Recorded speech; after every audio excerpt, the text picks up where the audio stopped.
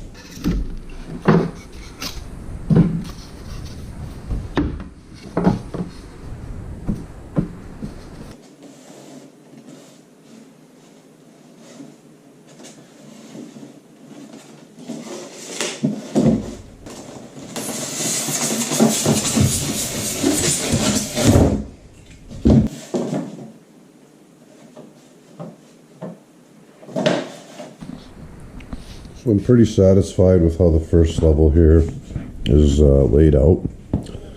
And what I'm going to do is start with this square here, work my way that way, come back, and then this long piece here I'm going to replace. These boards here all have to be sturdy, and I just don't like how this section here. So I'm just going to cut a piece out of.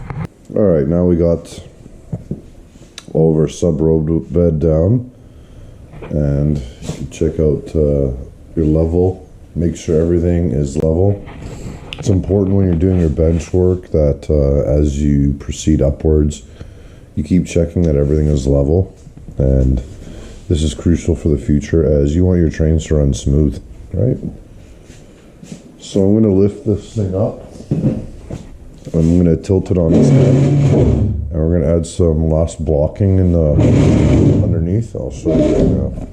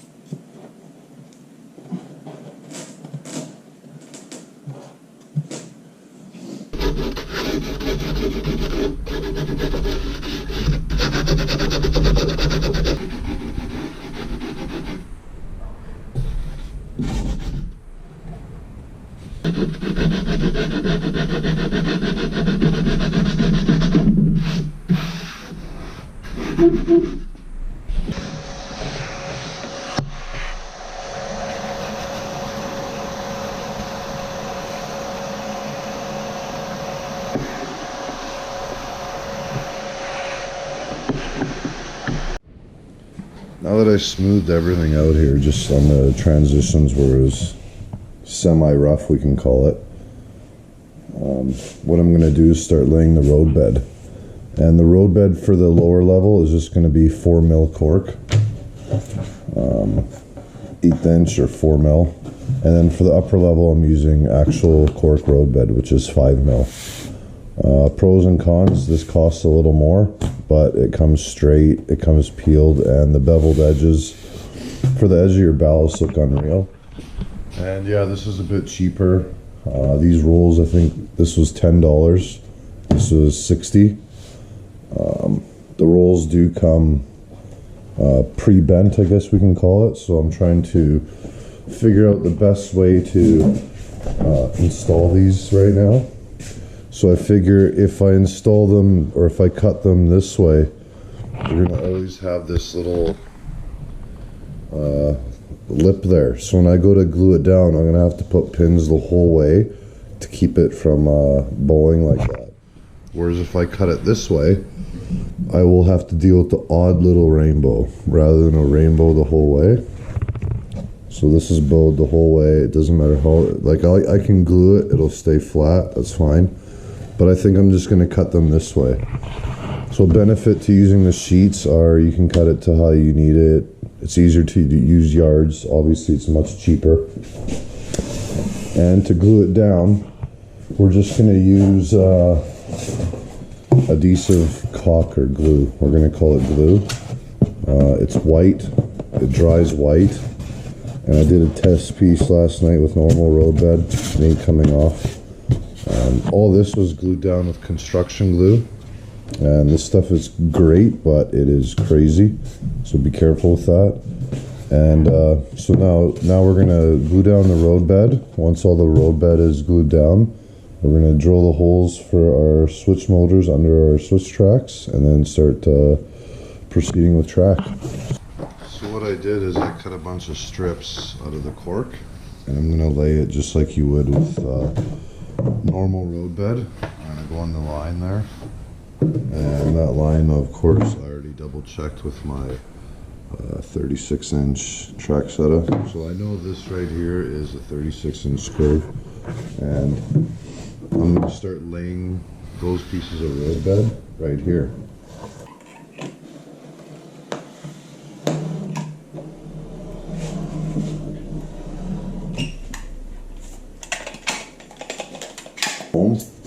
Just a scrap piece of foam to spread my glue around. There's no point using a putty knife if you forget to clean it, or it's just a waste, really. Have your pins handy. So mine are right here. So I'm just going to follow that line because I know it's a 36 inch radius. You also want to put your pins on an angle. I notice that works the best. You don't want to put them straight up and down.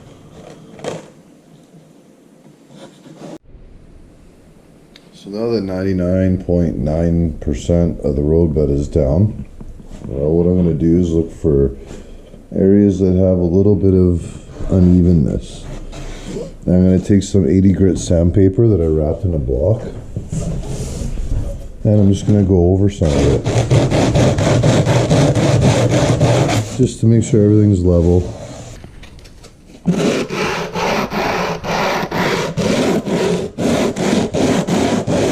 Next is drill out my holes here. I got 2 holes to drill out for my turnout controls, and then I'm also going to drill 2 smaller holes for my frog feeders. I have a 5/16 drill bit, and what I'm going to do is go to the center of my hole and let the drill and the bit do the work. Don't do any pressure or hard pushing. You're dealing with cork and foam.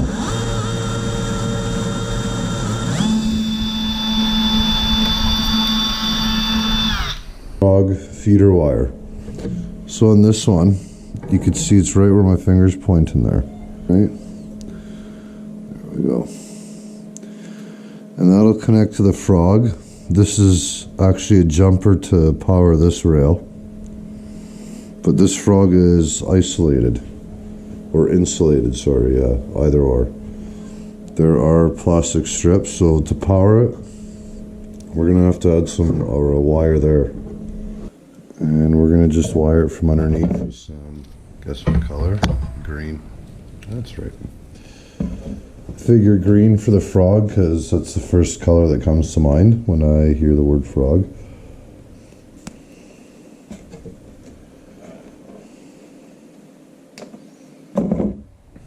This is about how long I cut my feeder wire.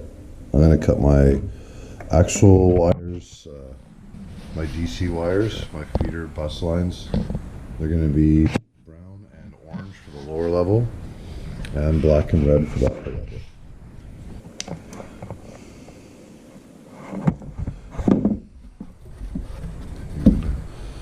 Tin the switch track too.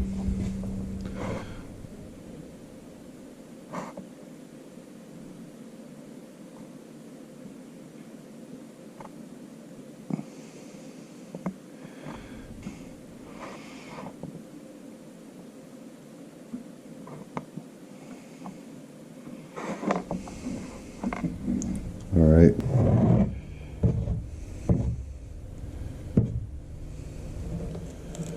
I have to clean that. So as you can see where the track is right now, we're going to use this white glue and spread it everywhere. I will probably need a bit more than that. All right. I will also be using spikes on the lower level because Atlas has some really attractive holes, I guess we'll call them, and they're in the center of the track, as you can see them there. Alright, so I got my first 2 tracks down here to show you the flex track I'm going to be working with. It's Atlas Code 100. I cut off 2 of the ties already and then pulled the track in a bit. I just want to show this for beginners that the inner track here moves, so you want to keep that on your inside bend. That way on the other end you're only cutting 1. And so I'll do that now, and I'm going to put on time lapse so you guys can watch.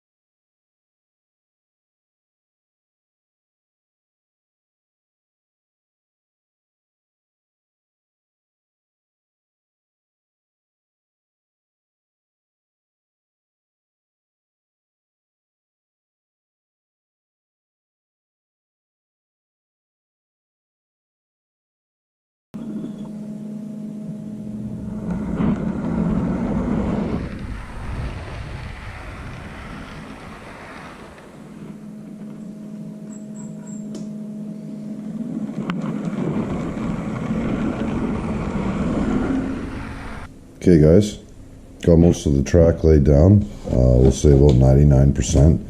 I think I'm going to do a left here. It's just clearly not enough room yet. It was designed like that. This is going to be underneath the future expansion. Aside from that, I've been testing the track. I just hooked up a DCC or DC throttle control, and I've been running this train back and forth for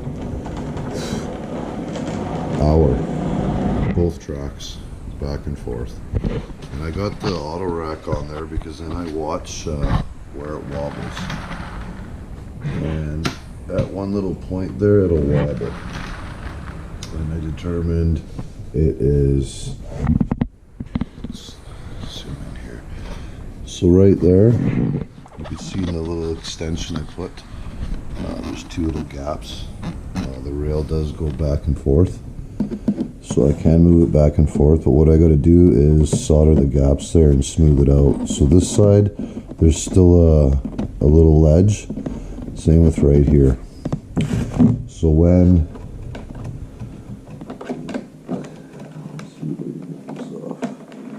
the auto rack passes over there, right there, it has a tough time. So I'm going to fix that, and that's an easy fix. But otherwise, what I'm going to do is start installing the risers. And the risers are going to go up all the way around the corners. They're going to go up, I think it was 10 inches or 12 inches. I think it's 10.